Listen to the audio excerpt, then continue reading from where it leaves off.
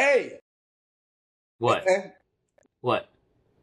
Trae Young be kicking y'all behind, boy. I'm trying to Oh, tell you. now Start it's it off. our bonds. Nope.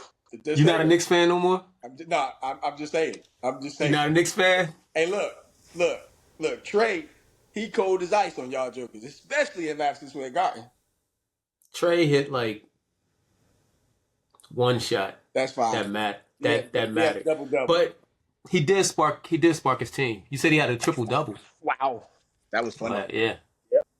Yeah, there we go. I don't know if that grandma blanking on your lap or You whatever, already know but it's a grandma blanket. But yo, the crazy thing is, it's just like we talked about in the past. There are certain players who just get up to play in Madison Square Garden, right? but he wasn't the killer last night. No, I'm not saying he was, but he's got a reputation with the Madison Square Garden fan base as a villain. Similar, not as I much as Reggie Miller, but that's all the Yeah. commentators were talking about.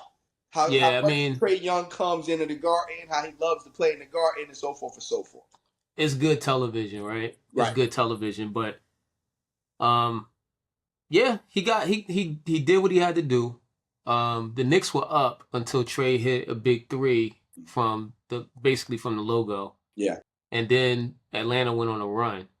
And so I give him his credit for doing what he's supposed to do.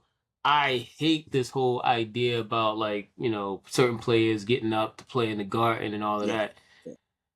Yeah. It's true, but players also get up to play in other arenas, just those arenas people don't care about. That's very true too.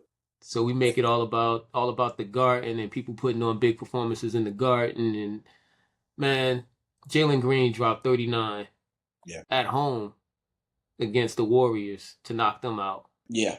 Yeah. But nobody's talking about Jalen Green having a big game and hitting 2 clutch free throws, Right. to win their series. Yeah. Instead, we're going to talk about Trae Young, who really didn't have an assist until the second quarter.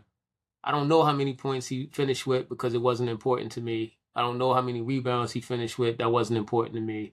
I know Jalen Johnson was balling. He had 15 rebounds to go with his 20 plus points or whatever. Yeah. And DeAndre Hunter is underrated because nobody's talking about him, and he's pretty close to being like a 50, 40, 90 guy.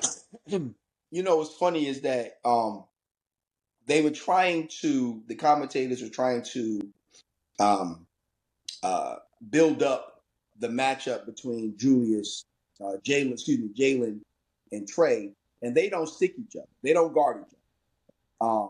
Right. It's actually smart for the Hawks to put the longer, bigger guard on Jalen because it makes him have more difficult shots.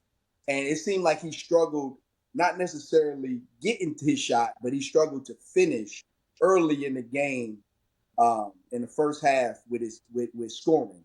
He struggled early in the game, which I think played a factor in the back half of the game as well. He struggled throughout the game. Yeah. I'll say that. He struggled throughout the game, and to me, like, you're right. Like, Dyson Daniels, he was drafted and he played for New Orleans. So I watched him play a lot because I watched New Orleans. New Orleans is my second team. Right. I like to say because I just like watching them play. Right. I think what's my man name? I think it's Antonio McDaniels. Okay. He's one of their commentators. Yeah. Yeah. And I think he is a fantastic commentator. Like he is fun to listen to. Right. But anyway, back to Dyson Daniels. Dyson Daniels is a premier defender. Right. Like that's his superpower. But he's also a very big guard. Like I don't know. I don't remember his height. I think he's like 6'7". Yeah, I think he's 6'7". Yeah. And he on ball defense is his superpower right now. Mm-hmm. Now they're trying to bring his offense along. New Orleans tried to bring his offense along, but they ultimately ended up making this trade that landed him in Atlanta. Right. So now you got him to guard a premier scorer like Jalen Brunson. Yeah. So that's good.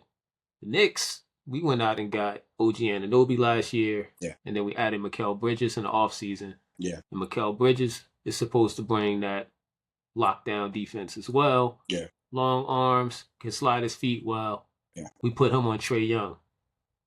Trae Young wasn't the primary go-to, but when he needed to get a bucket, Mikal wasn't as effective against him as Dyson Daniels was against Jalen Brunson.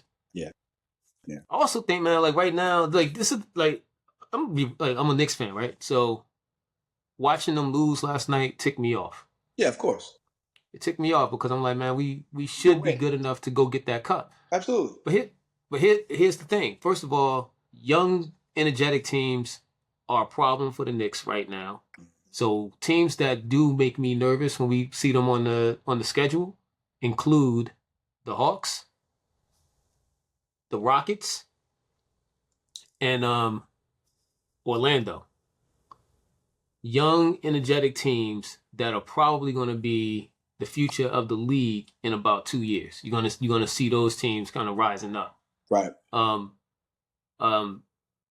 So, we see Atlanta. Atlanta comes in and they're able to beat us and eliminate us in this one game elimination style tournament. Yeah. That sucks.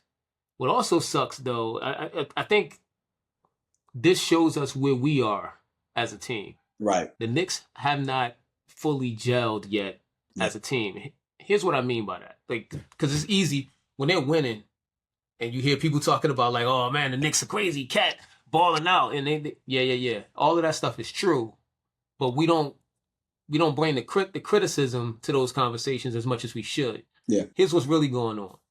Cat balls out most of the time. Last night, he was struggling with his offense, right? And that happens to Cat sometimes. Right. But what he did bring to the table was rebounding. Yeah. He was active on the boards, but he was also getting in foul trouble, and he was not getting the foul calls that he wants. And when you're struggling offensively and you're not getting the foul calls that you want, it can look very bad on the court. Yeah. The other thing is OG Anunoby wasn't hitting his outside shot last night. He wasn't hitting his three, but he was still cutting intelligently. They were finding him, especially Brunson. He was getting dunks, which was good. He played well. Right. Mikal Bridges played well, played aggressive offensively. The best offensive weapon we had last night was Josh Hart. Yes, he was. Right? And I love him, but he's the utility guy. When the utility guy is your best offensive player, your team is off. Yeah. And what we have struggled to do is find that balance where Mikal Bridges is capable of putting up his 17, 18 plus points. OG, 17, 18 plus points. Jalen Brunson, 24 plus points. Cat, 25 plus points. And get all the rebounds that we need to get. Josh Hart, I think he's averaging something like 15, 16 this season, maybe 17 points this season, which is like a career high for him. Yeah. And he's also averaging like 9 or 10 rebounds. I think he's averaging 9 rebounds a game, which is crazy for a 6'4" guard. Yeah. But we haven't gelled and found a way where we can get those numbers on a consistent basis from all of those guys night in, night out. That's what we need. Yeah. It's funny because it was a great game. Of course, the atmosphere was through the roof. And to me, y'all two teams play each other very, very well, and y'all play each other hard. So it's one of those teams that, it's one of those matchups you look forward to seeing. You know what I'm saying? Yeah. You always look forward to seeing that matchup. Now, last night's game, the late night game. Yeah, the Warriors and the Rockets. Do you think the call should have been made? Or do you think it was some, little shadiness? And I'm not saying it was rigged or anything like that. What I'm saying is, do you think it was a bad call or you think it was the correct call?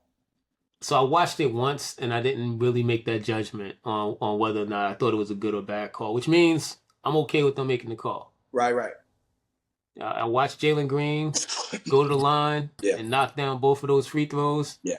And to me, it's like call or no call. Like they were in position to win the game. They won the game. Yeah. You live with the call. Now, here's the thing.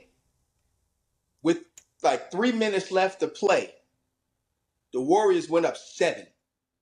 right? I cut it off.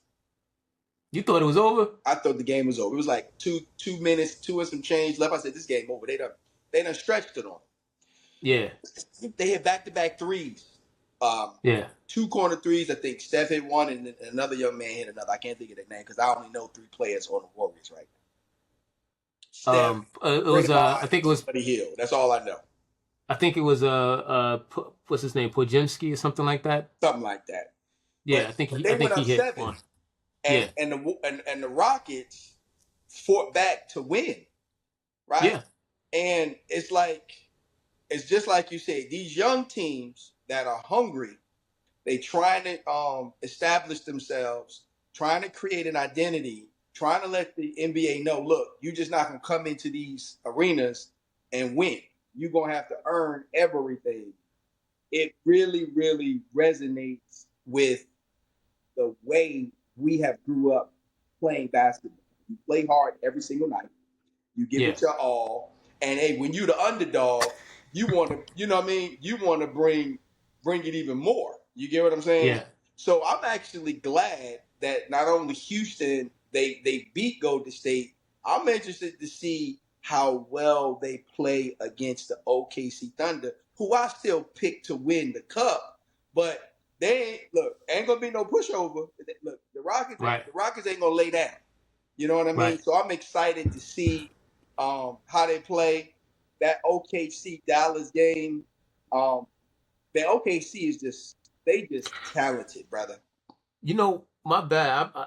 I got to double check. I think Jalen Green did have 39. Okay. But I know for sure SGA dropped 39 in that game against Dallas. And he did it smoothly. So there's 2 things I told you when we talked about this before. Yeah. One, I told you SGA is one of the quietest, easiest bucket getters in the NBA. Right. He's probably the best scorer in the NBA right now. Right. And the second thing is, if Jalen Green shows up, the Rockets are a problem. Right. And he showed up. Right. Big time. Right. Right. Yeah. I love it, man. I really believe that the OKC team, talent-wise, they should win. With the remaining teams left in the cup, don't make a difference. The 2 in the East and the Rockets in the West, they are the overall better team. They should win the cup. But them 2 young teams in Atlanta and Houston, they are not just going to lay down.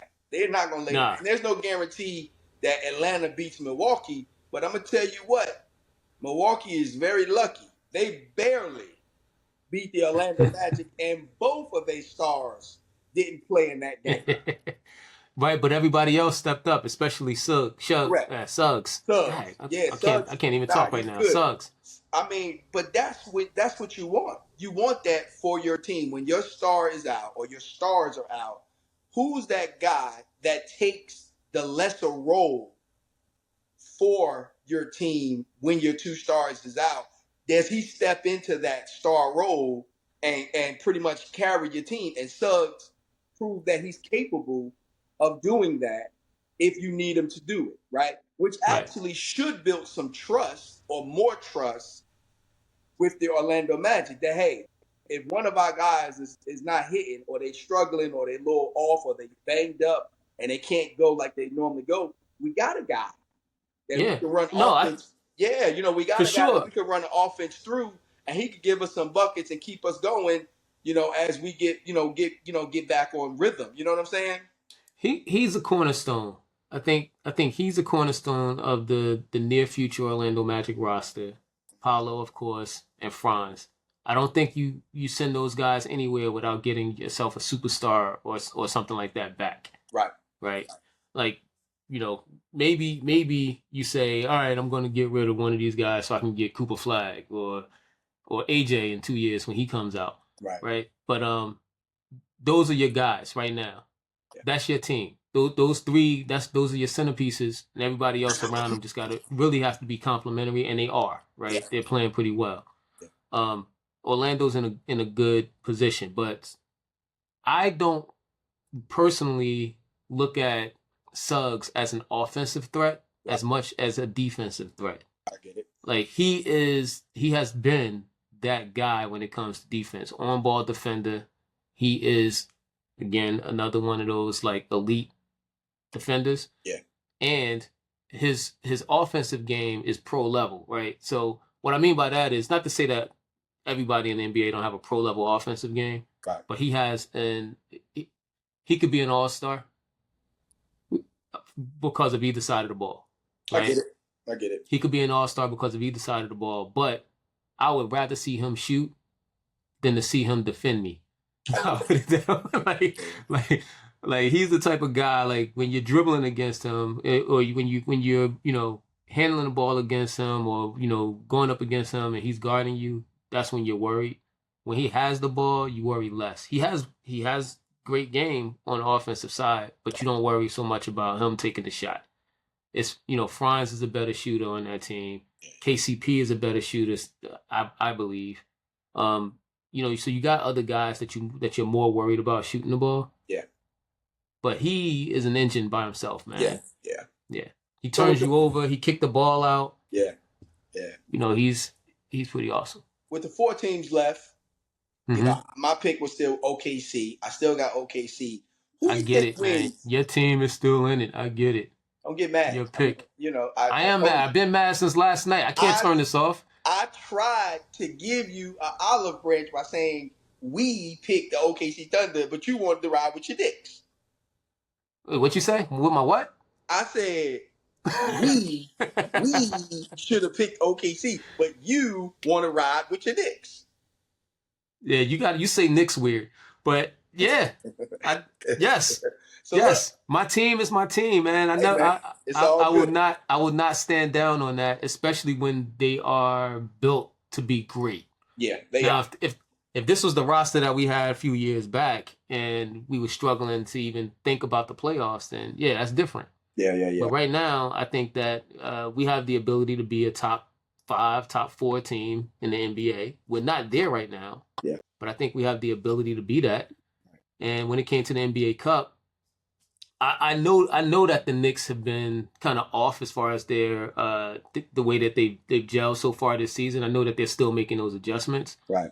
My hope was that when the pressure's on, they would rise. Yeah. To the occasion. Yeah. And they didn't. Yeah. And they didn't in all of the ways that I would have liked. But I did see some great stuff. Like Brunson was struggling, but Brunson was also knocking down his shot when he got space. It's just that it's tough to get space against Dyson. Yeah. Cat struggled with his shot, but he wasn't absent on the court. Right. He still had a huge impact on the game. Yeah. OG still had a huge impact on the game. Bridges had a huge impact on the game. So I'm still really hopeful. I just hurt that we're not in the race for the cup anymore. So between those 4 teams, who you got coming out? You still want to talk about those 4 teams? Let's talk about the Knicks some more. Nah, we good. Who you got coming out of the East between the Bucks and Atlanta? I want the Bucks to win. Okay. I want the Bucks to win, and here's how I want it to happen. I want them to put Dyson on Dame. And I want Dame to play similar to how he played last game against Orlando. What Dame did really well, I thought, was he didn't press the issue. He just showed up when he had to. So what I mean by not pressing the issue is, for the most part, Giannis decided he was going to go into beast mode. And he was very effective, and that helped them stay in the game, keep a lead for a little while, and be really competitive. Right. When they adjusted to Giannis and they started trying to keep him out of the paint and trying to force him to shoot the midi, Dame took over. Yeah. Right. Not that he didn't take over in the beast mode kind of way. Right. But he was like, oh, open shot, splash. That's a 3. Right. Open shot again, Hezzy to the basket, lay it up. We're up. Ball. It wasn't ball game. Orlando got the final shot, but Dame put them up. Yeah. At the end of the game. Yeah. So I want to see that type of that same type of relationship. See how it works when you have the weapons that the Hawks are bringing to the table, because they're going to put their best on-ball defender on Dame. They're going to do that. The question becomes, How do you stop Giannis if you can stop him at all? And what is Chris Middleton going to do? So, um, I think the Hawks beat the Bucks. You know what I mean?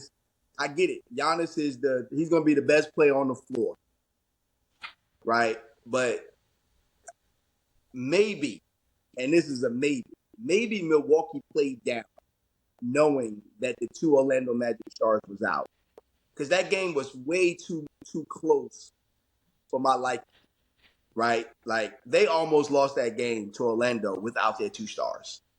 So maybe they just played down to the Magic, knowing that they didn't have their two stars. But with that kind of a performance against a depleted Orlando team, that doesn't give me confidence that they're gonna play well against a Hawk team that looks very hungry and that looks very capable of.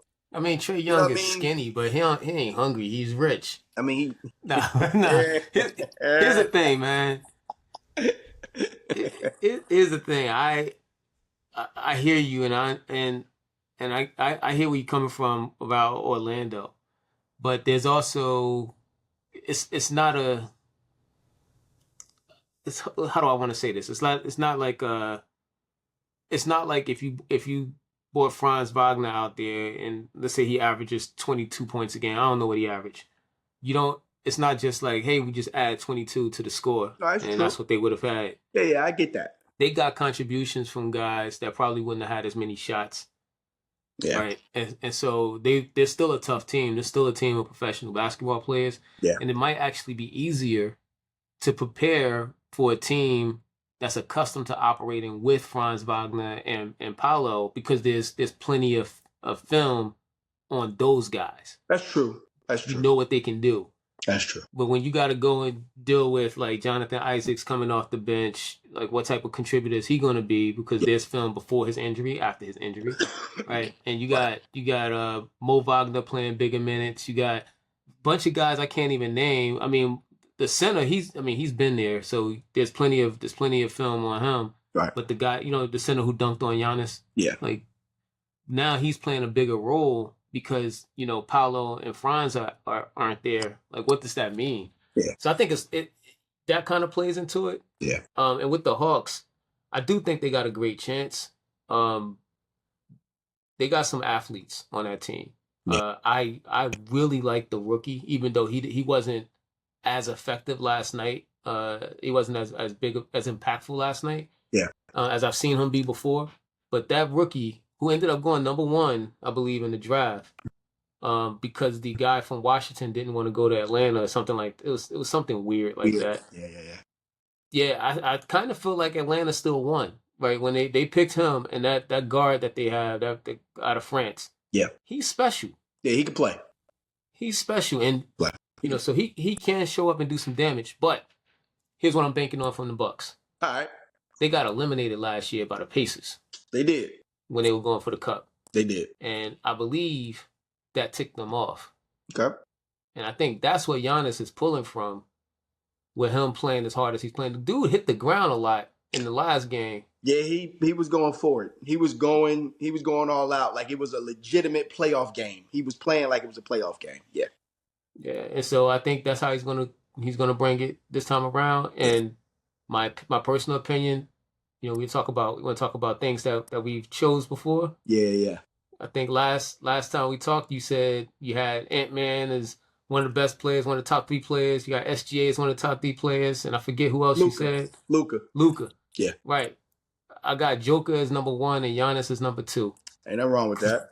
I don't think neither one of them can be stopped. Yeah. The only thing that stops them is they get tired. Yeah. So I ain't mad at that. Yeah. I ain't mad at that. It's gonna be a good game to watch. I'm actually interested to see that matchup, the Hawks and the Bucks. Right. I'm gonna stick with my pick, but it's gonna be fun watching if Jalen Green played like he played last night. Him and SGA gonna be going at it. You know what I'm saying? And yeah, that's gonna be a fun matchup to watch. I can see OKC stretching. If Houston is not locked in, I can be getting out of hand quick. Yeah. So they can't come half stepping. They got to stay close. They got to keep it competitive into the fourth quarter, because if they do not, OKC, the waves of OKC's talent will just run them right out of the freaking building. I'm sticking with my pick. OKC going to the cup, winning the cup in Vegas.